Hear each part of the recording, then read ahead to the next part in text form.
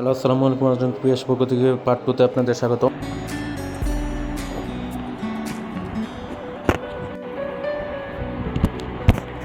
আমরা একটা ব্রিজে উঠলাম। এটা হচ্ছে রেলওয়ে আন্ডারপাস। রেলওয়ে আন্ডারপাসে এখানে অনেক জ্যাম ছিল, যার ফলে ওখানে সন্ধ্যা হয়ে গেছে। এখন আমরা ভৈরব, ব্রাহ্মণবাড়ি এগুলো পার হতে যাচ্ছি।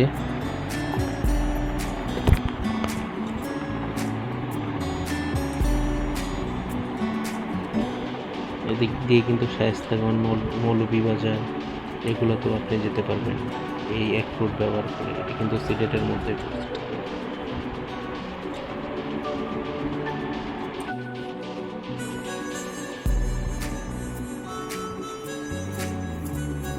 রাস্তার পাশে যেটা দেখতে পাচ্ছেন সেটা হচ্ছে গ্যাস প্লান্ট। এই সিলেট রোডে 2 থেকে 3টা গ্যাস প্লান্ট রয়েছে। আর গ্যাস প্লান্টের ভিতরে অলওয়েজ আগুন জ্বলে। একটা চিমনি আছে অনেক উঁচুতে, সেখানে আপনি বুঝতে পারেন যে এটা গ্যাস প্লান্ট, সবসময় আগুন জ্বলতে থাকবে।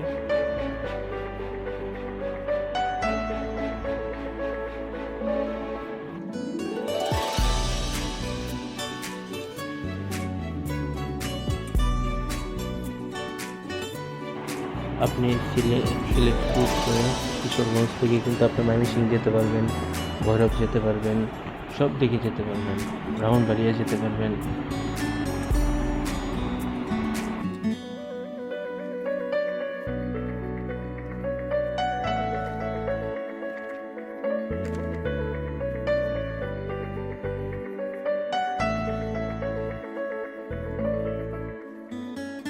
রাস্তাঘাটের কী একটা অবস্থা সেটা আপনাদের দেখাচ্ছি। আর যে কিশোরগঞ্জ 56 কিলোমিটার রয়েছে।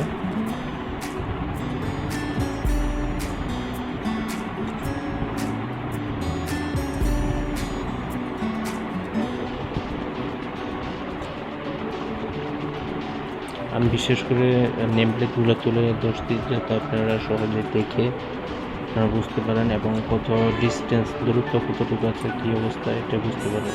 যে Ashuganj 3 kilometre, Brahmanbari 25 kilometre, Habiganj 79 kilometre, এগুলো যাতে আপনারা বুঝতে পারেন। আর এটা হচ্ছে টোল প্লাজা। এটা হচ্ছে সৈয়দ নজরুল ইসলাম, যিনি বাংলাদেশের প্রথম রাষ্ট্রপতি ছিলেন, অস্থায়ী রাষ্ট্রপতি ছিলেন। ওনার বাড়ি কিন্তু এই কিশোরগঞ্জেই, ময়মনসিংহের বিভাগের মধ্যেই। ওনার নাম অনুসারে সৈয়দ নজরুল ইসলাম সেতু আমরা এটা পার হতে যাচ্ছি এখন। সেতুটি মোটামুটি অনেক বিশাল দৈর্ঘ্যের।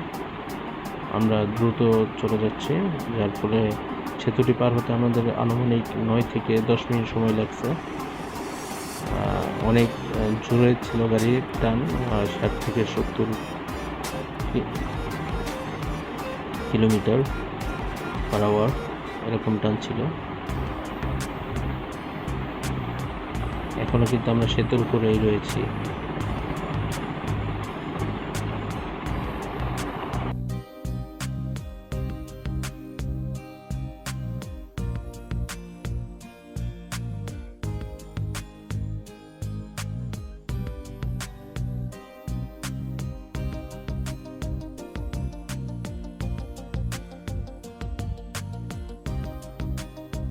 কিশোরগঞ্জ বলে হাওর এলাকা, এটাই তার প্রমাণ।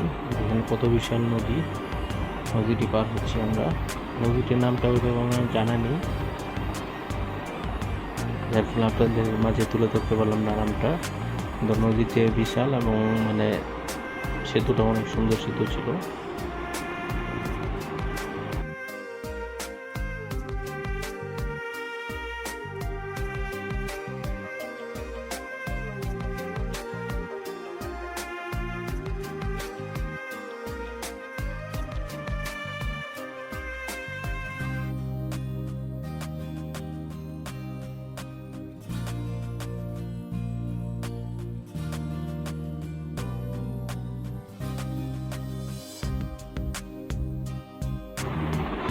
রাত্রেবেলার জন্য আমি সব কিছু তুলে ধরতে পারিনি আপনাদের মাঝে, তবুও চেষ্টা করেছি।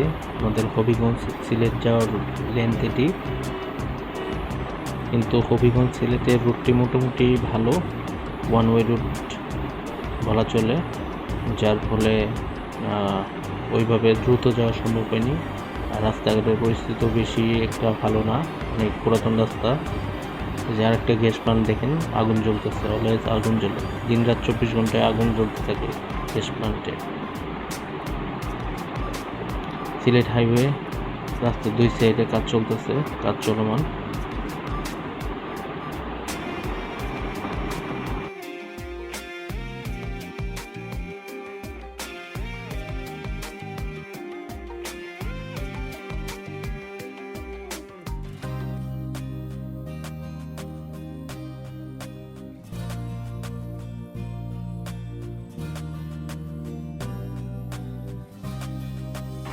আমরা অলরেডি সিলেটের মধ্যে পৌঁছে গেছি। রাস্তার দুই সাইডে প্রচুর পানি। আর এদিকে দেখি একটা ট্রাকে একটা পিচ্চি দাঁড়িয়ে আছে ওর দাদুর ফুলে। পিচ্চিটা শুধু আমাদের মানে ডাটা দিয়ে যাচ্ছিলেন,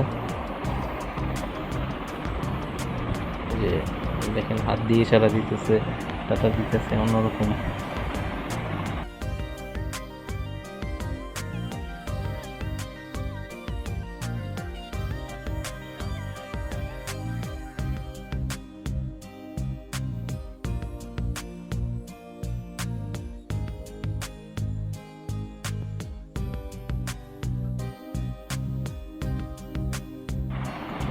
অবশেষে আমরা সিলেট পৌঁছে গেছি এবং সিলেটের রাস্তাঘাটের সকালটা অনেক সুন্দর। সিলেট মোটামুটি গ্রামের মতোই হবিগঞ্জটা।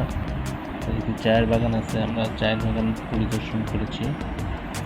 এগুলো আপনাদের পর্যায়ক্রমে ভিডিওতে দেখানো হবে। আর সিলেটের রাস্তাঘাট হবিগঞ্জের দিকে অনেক ফ্যাক্টরি, অনেক রাস্তা সাইড দিয়ে নতুন নতুন ফ্যাক্টরি।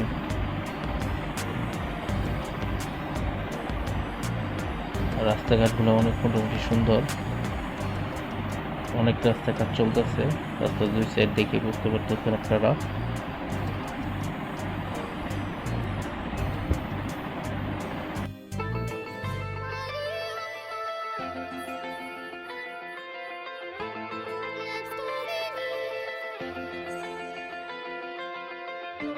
সিলেটের নদীগুলো দিয়ে আপনি কিন্তু সুনামগঞ্জ যেতে পারবেন।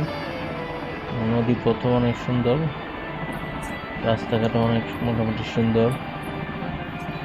না দেখলে আর সিলেট না ঘুরলে আপনারা বুঝতে পারবেন না।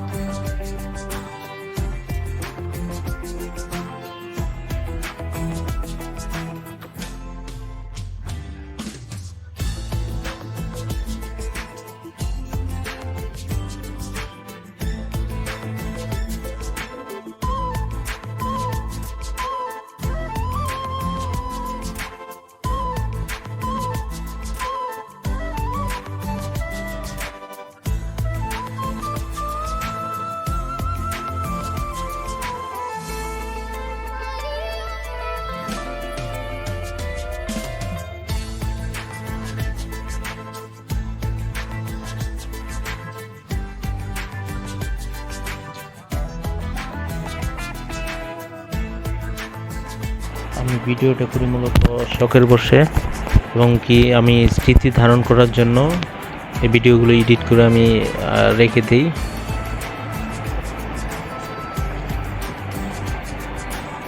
যে আমি কোথায় কোথায় বাংলাদেশে গিয়েছি, ঘুরছি, এগুলো একটা স্মৃতি যেন থাকে, এজন্যই ভিডিওগুলো করা।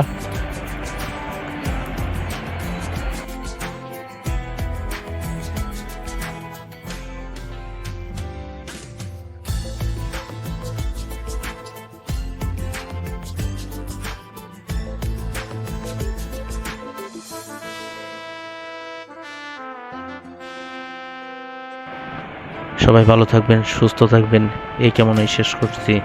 খুদা হাফেজ।